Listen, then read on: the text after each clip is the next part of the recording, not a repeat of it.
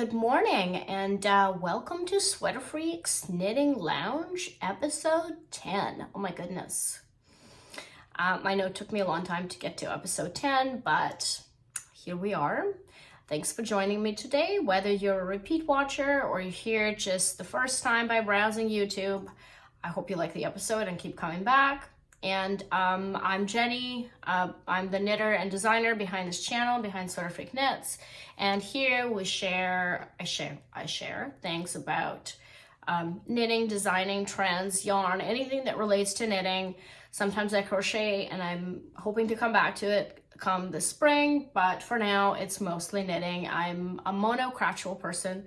So yeah, welcome. So today I have a few things to share with you, and first of all, I'm a day late recording this episode because I've been feeling a little bit sick, and I didn't manage to record an episode last week, so I'm just recording it now. Normally I try to have the episodes on Monday or Tuesday, but it's Wednesday, and yeah, yesterday was the first day that I kind of felt like I could even talk for more than 10 minutes. Anyway, these episodes are short, so I try to give you guys a little bit small bites of things here and there. And yeah, so let's address questions first. I got just a couple questions this week, which is more than I normally get.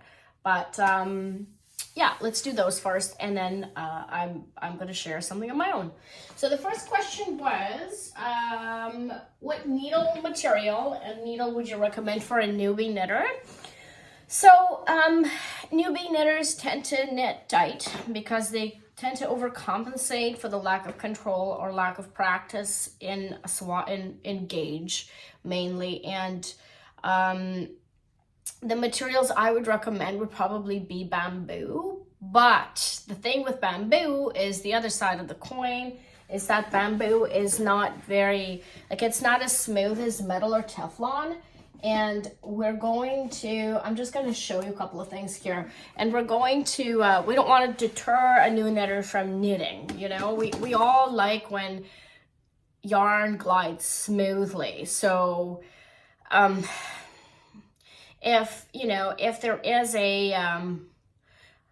if there's an experience where the yarn is not smoothly gliding on the needle, then it may not be as enjoyable for a person. So I'm kind of thinking that it's a bit of a trial and error, and if you have an opportunity to give the newbie different needles, maybe that would be advantageous. Blah.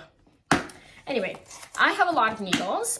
This is just part of my needle storage, but I've got interchangeables as well. But I try to keep here in this room where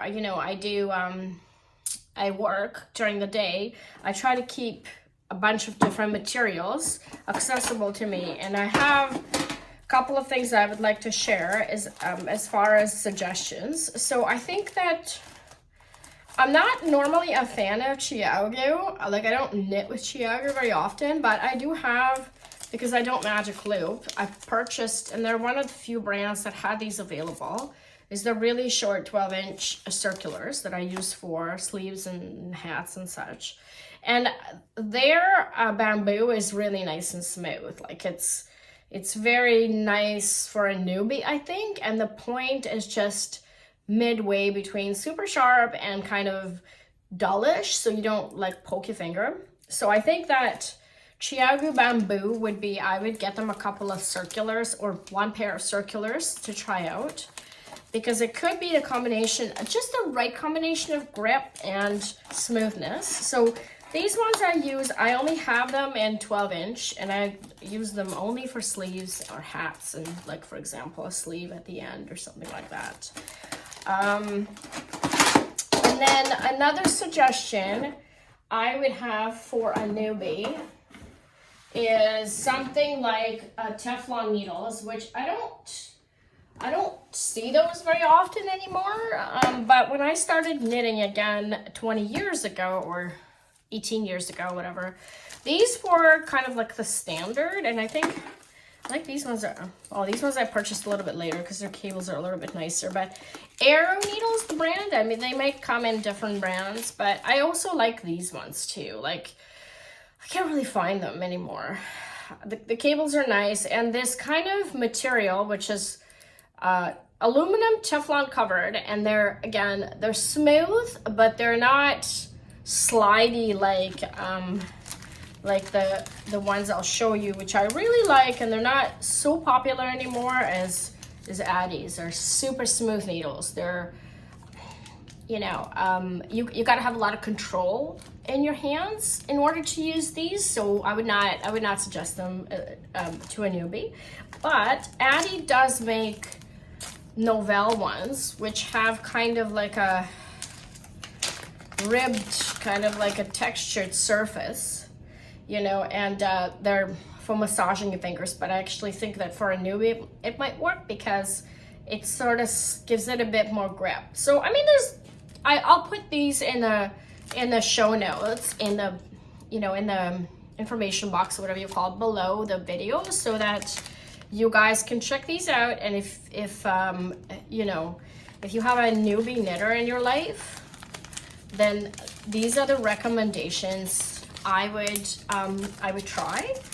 None of these needles are my favorite needles though, but that wasn't the question, so I will not go there. I could talk about needles, oh my gosh, all day long. Like, I think I tried all the needles that are on the market except for Signature, and now they're out of business. So I think that any kind of needle you could possibly think of, even Diac needles, I had a set about 10 years ago.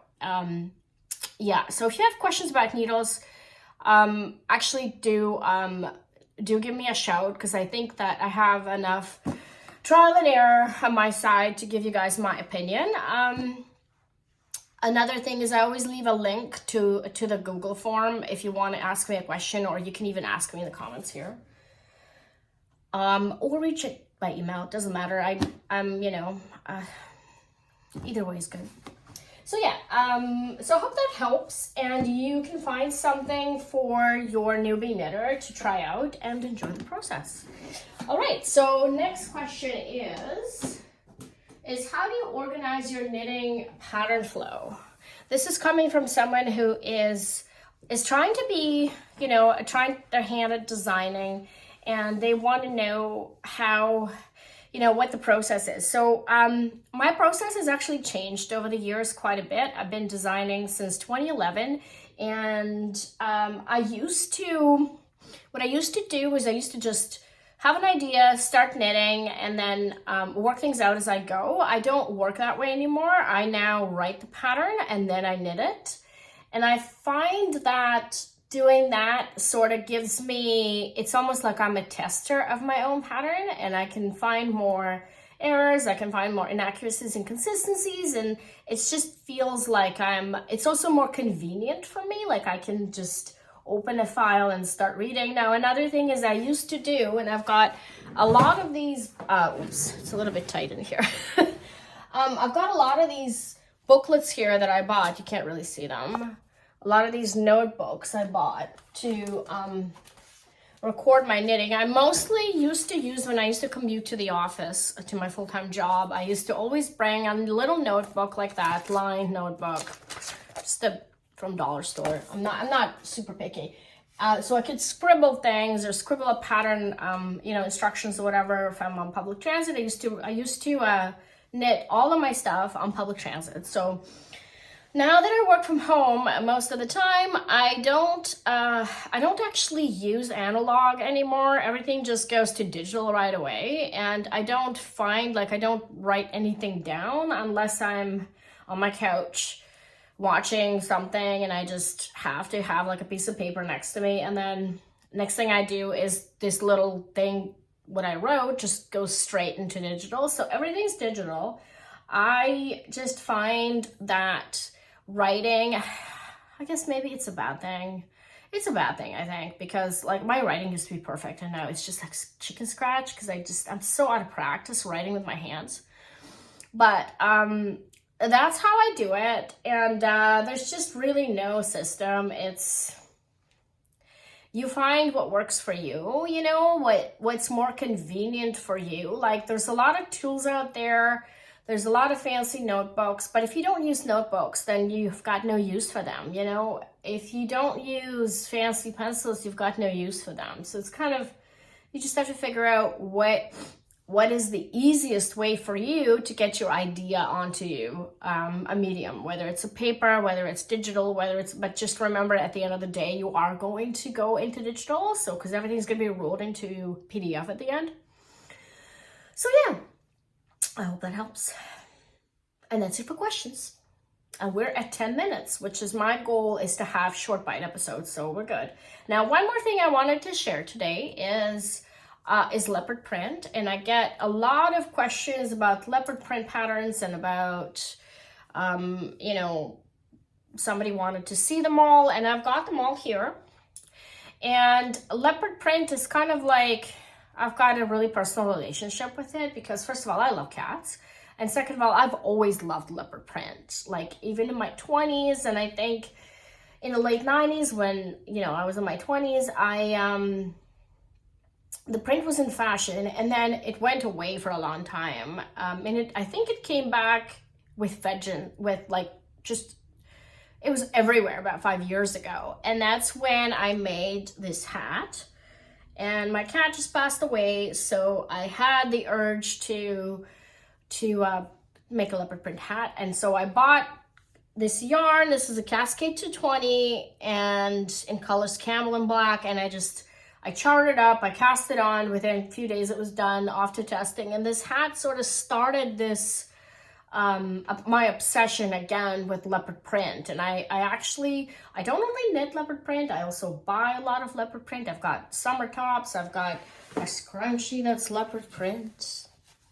I've got this scarf from Aritzia that I purchased again. This is from the previous iteration. This is about 5 years old. It's like a blanket. You know, I only buy scarves that I can't knit myself. This is kind of like a woven with fringe, with small fringe. I mean, I mean, you gotta love that, right? So, I find that leopard print is sort of like,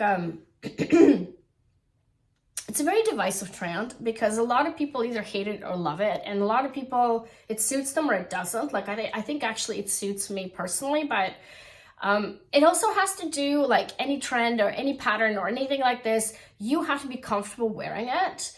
If you're not comfortable wearing it, it shows, and it's like this for everything, right? So it is a very standout trend. So I never wear more than one piece. Like I would never go like this. Like this is too matchy-matchy. What I would do is I would either wear like a black sweater and this hat and this cowl, which is another, it's called Pardus Cowl. Again, I'll leave all the links.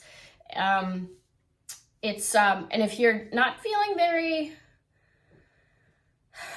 you know, out there that day, that you can just wear it with that side back and like this. So I mean, that works too. So it's really up to you. I really like the fact that I just put like a little piece of color work here, and to give you an option of wearing it either way. This is a tire. I call these tires. It's not a Mobius, whatever you pronounce it. It's just a regular cowl that's provisionally cast on, knit, and then grafted. And this is Cat Love Hat. These patterns, I believe, use similar chart. And this one uses slightly different chart because it's a sweater. The sweater only has leopard at the yoke. And this sweater is called Roar sweater. And then, so these three patterns were released 5 years ago, around 2019, 2020. At the first iteration of leopard print, now we're seeing leopard print come back. And I'm gonna add to the series, but I'm not gonna be able to do it this season. I'm gonna have to wait till next year, next upcoming fall, next fall. And then in 2020, I designed this sweater, which is called Acceleration, which uses a totally different print. You can tell, if you look at it, you can actually tell that these are totally different prints. I initially designed it for Craftsy, but then they got resold and folded, and they no longer carry kits and patterns. This is an all over color work design. And then, so it's super warm. Again, this uses Cascade. They were going to market for their own version of worsted yarn, but it never panned out. So what I did is I released it independently. So all in all, so far, I have 4 leopard patterns. So for you to choose from if you wanted to knit something. And this hat also has I think 4 sizes, and it also has a version for double brim, which I know a lot of people like. So yeah, I feel like it's, for me, you know, it's been I just love it. I love leopard print. It's so playful. And I normally dress in very somber colors. Like I wear a lot of gray, a lot of black, and it just feels like I can bring like a playful side with these items, you know, and yeah. So that's it. I wanted to share leopard print just because it feels like it's everywhere. It's like burgundy this fall season, winter.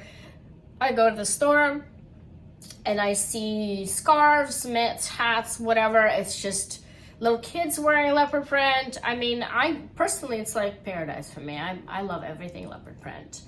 I'm a pretty, even have a leopard print mug and a saucer from H&M. A bit obsessed. Anyway, that's all I've got for you today. And I will leave all the links below. I hope that, this is what I was going to say at the beginning and I forgot. I hope you guys had a good Thanksgiving and time with your family. And I hope you enjoyed Black Friday sales. I have not. I only got a little bit of yarn, and it's partially to blame our Canada Post strike, that you just kind of feel a little bit defeated in purchasing things because you don't know if your package is gonna get to you eventually or not. I don't really want to receive my yarn in March or whatever. We don't know when Canada Post will be back. So I only made one purchase from True North Yarn in Alberta. And I needed a couple of yarns to finish current projects I'm making, which I won't be talking about. I've got a secret project, not a collab or anything, just my own secret project.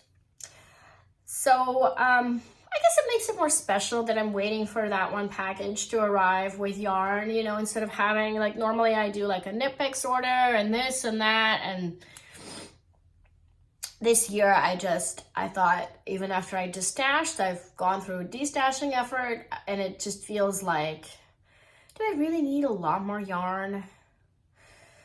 But it's so nice to get new yarn, you know? Anyway, that's all I got for you. I hope you had a great week, and next week we've got a new release and something special to announce. So yeah, I'm excited for that. Thanks for joining me today. Bye.